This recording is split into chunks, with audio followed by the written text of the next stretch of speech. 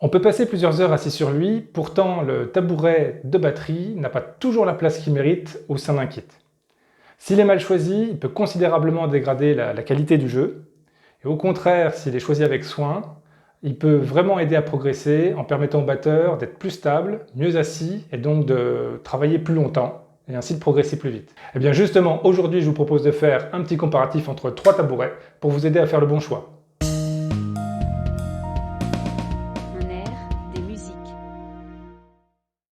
Alors quand on achète sa première batterie, qu'elle soit acoustique ou électronique, on ne fait pas vraiment attention au tabouret. Au mieux, on s'assure qu'il y en ait un. On ne le regarde pas vraiment, c'est pas ce qui nous intéresse. Ce qui nous intéresse, ça va être les éléments qui composent le kit, leur qualité, si c'est neuf, si c'est d'occasion. On ne va pas vraiment prêter une attention particulière au tabouret. Eh bien c'est une erreur de ne pas prêter attention suffisamment au tabouret. Parce qu'il faut parfois des années pour se rendre compte qu'un tabouret ne convient pas à l'usage auquel on le destine. C'est ce qui m'est arrivé, comme à de nombreux batteurs et à de nombreuses batteuses. Pas très jolies batteuses. C'est ce qui m'est arrivé. Donc, il m'a fallu des années pour me rendre compte que le tabouret que j'avais acheté avec ma première batterie ne me convenait plus. Et je dis bien ne me convenait plus, parce qu'en fait, il m'a convenu pendant des années, il a été tout à fait utile et il a rempli son rôle à merveille pendant des années. Et puis un jour, en essayant de travailler un exercice de coordination, d'indépendance, ou peut-être les deux à la fois, je ne sais plus, un exercice un peu compliqué pour moi, je me suis rendu compte que j'étais en fait en train de jouer complètement de travers sur mon kit, et que j'étais tellement déséquilibré que j'arrivais plus du tout à jouer correctement et à faire l'exercice que je voulais réaliser. À la même époque, je me suis aussi fait la réflexion que j'avais souvent mal au dos, que j'avais mal aux fesses, que j'étais mal assis. Après des sessions d'une heure et demie, 2 heures, j'avais du mal à rester assis sur mon tabouret. C'était vraiment devenu trop inconfortable. Alors j'ai commencé à regarder mon tabouret d'un peu plus près. Et je me suis rendu compte que l'assise, en fait, avec le temps, était de moins en moins stable sur la tige qui le porte. Et elle avait pris un peu de jeu, ce qui fait qu'elle était mobile. Et c'est ça qui me provoquait des déséquilibres quand j'allais chercher un peu trop mon pied de charlet ou un peu trop ma pédale de grosse caisse, ou j'allais chercher une ride un peu loin ou une crash, etc. Et donc j'en suis vite arrivé à la conclusion qu'il fallait que je le change. Mais quel tabouret choisir? En fait, il en existe de toutes sortes, il y a de nombreuses marques qui en proposent, mais on peut dire qu'on peut résumer ça en 3 grands types. Alors il y a les tabourets d'entrée de gamme, comme celui-ci. Voilà, ça vaut autour de 50 €. Il n'est pas vraiment réglable en hauteur, il y a des trous pour diminuer la hauteur de la tige, mais on ne peut pas faire de réglage fin.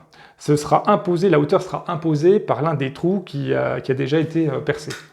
Le siège lui-même est très fin, son diamètre est petit, et la hauteur maximum, là c'est ce qu'on peut avoir de mieux, n'est pas énorme. Donc si vous êtes vraiment très grand, c'est pas pratique.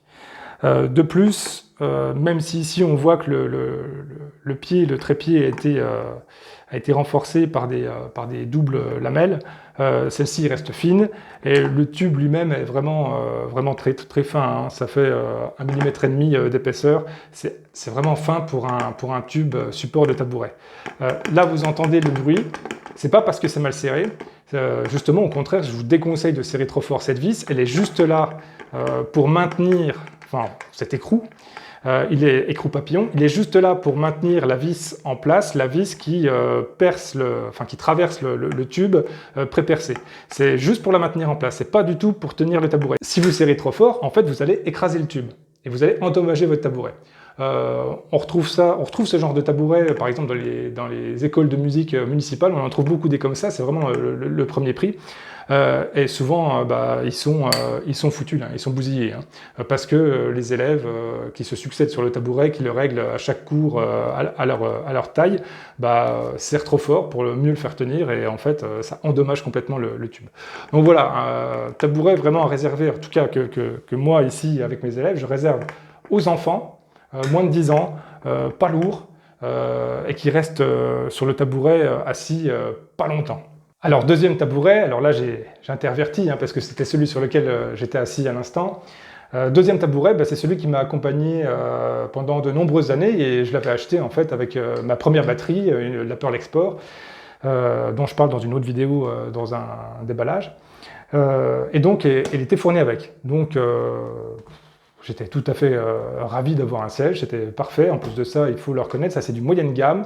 On tourne entre 70 et 100 euros pour cette gamme de sièges.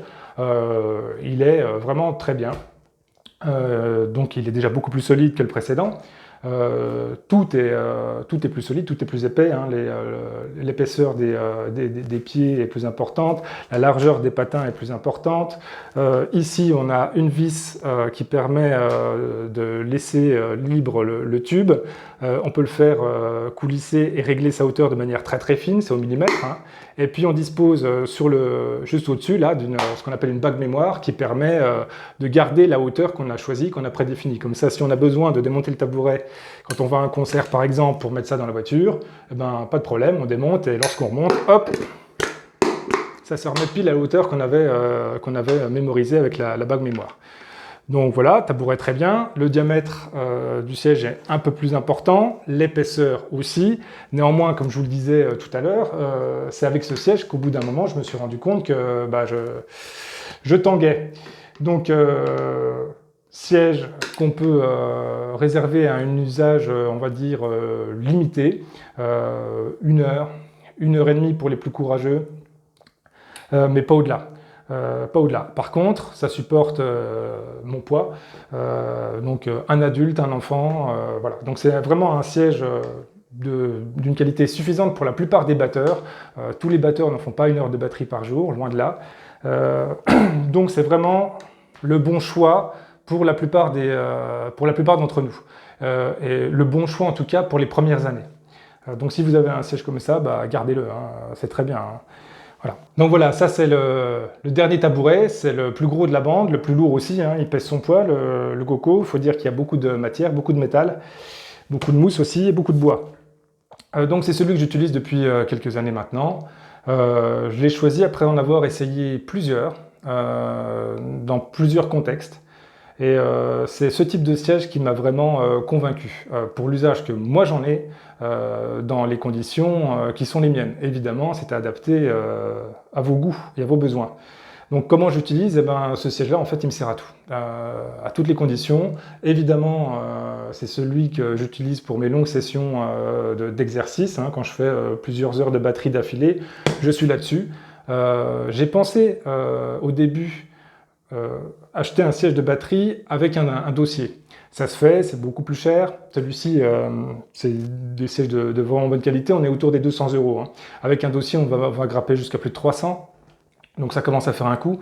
Et parce que je pensais qu'avec le siège que je possédais avant, le dossier m'aurait apporté un meilleur confort, une meilleure stabilité. Et en fait, à l'usage avec celui-ci, je me suis rendu compte qu'il n'y en avait pas besoin, que ce n'était pas nécessaire. Donc comme ça me va très bien. Alors, comme le précédent, il a des pieds qui sont très costauds, c'est même encore plus costaud. Les patins sont beaucoup plus larges. La hauteur du siège se règle encore plus facilement et de manière encore plus précise si c'est possible. Et puis alors surtout, c'est l'assise proprement dite. C'est extrêmement épais et c'est pas de la blague, hein, c'est vraiment très costaud, très épais, très confortable à l'usage. Et puis c'est d'un diamètre considérable, hein. Si on compare avec celui qui est de moyenne gamme, on voit tout de suite la différence, hein, au diamètre et à l'épaisseur. Donc forcément, ça se ressent, et ça se ressent vraiment dans le jeu. Stabilité, confort, on est bien assis, on est bien en place, on fait attention à son dos, on se tient bien droit, donc forcément on joue un peu mieux. C'est déjà ça de gagner, c'est pas si facile de travailler son instrument. Donc tout est bon à prendre. Et surtout, on peut rester beaucoup plus longtemps assis sur ce type de tabouret sans éprouver de fatigue inutile. Donc vraiment, c'est un bon choix. Par contre, c'est un investissement, hein. 200 €, c'est un tabouret. Ceci dit, pour les avoir vus utilisés dans des conditions extrêmes, alors extrêmes, c'est-à-dire avec des gens qui sont assis dessus tous les jours pendant des années à raison de 4 à 6 heures par jour, avec plusieurs utilisateurs au fil des années, complètement différents, avec des morphologies différentes, des postures différentes sur le siège, plus en avant, plus en arrière, plus au centre, voilà. Ces sièges résistent vraiment très très bien. Donc l'investissement vaut vraiment le coup. Ça, c'est un siège qui va durer peut-être bien 10 ans, hein, sans problème, hein, et peut-être même bien plus, hein, s'il est bien entretenu, il n'y a aucune raison. Donc à réserver pour les gens qui ont un peu de moyens, évidemment, et surtout qui en ont vraiment un usage intensif. C'est pas vraiment utile si vous faites 5 minutes de batterie de temps en temps, hein, je vous le dis tout de suite, hein, ça n'est pas nécessaire. Vous vous ferez plaisir si vous avez les moyens, il n'y a aucun problème, vous aurez un très beau siège, très confortable, mais ça n'est vraiment pas nécessaire. En revanche, si vous commencez à dépasser l'heure, va falloir y réfléchir. Alors toutes les marques proposent ces 3 différents tabourets. Donc il y a tout à fait moyen d'aller choisir dans n'importe laquelle de vos marques favorites le siège qui vous fait craquer.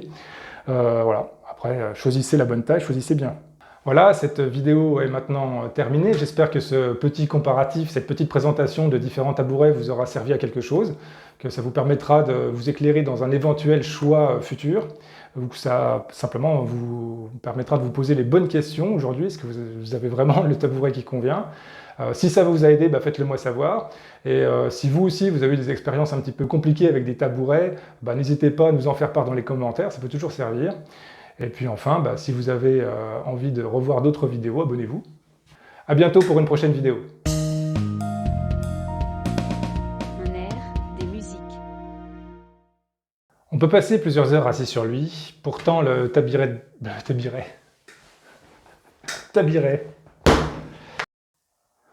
On peut passer...